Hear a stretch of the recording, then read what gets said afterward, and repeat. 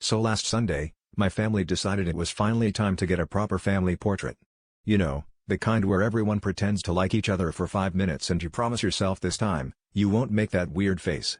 The twist: my mom insisted our 5 dogs be included, since, in her words, they're just as much family as your father, and he bites less. We set up a tripod in the front yard, bribed everyone with snacks, including Dad, and got ready for our close-up. Right away, things started to unravel. Our golden retriever, Daisy, thought the tripod was a stick and refused to sit unless she got to chew it. Meanwhile, Max, the border collie, began herding the rest of us into a tight circle, which would have been helpful if our family portrait was supposed to look like a rugby scrum.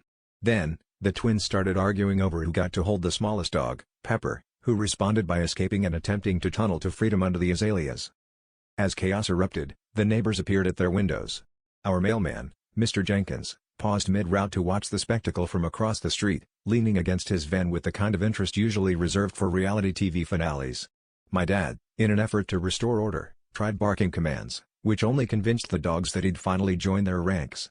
At one point, someone shouted, "Just act natural," which, given the scene, felt like a direct challenge to the concept of sanity itself. When the timer finally went off, we all stared at the camera, panting, hair askew, and covered in muddy paw prints.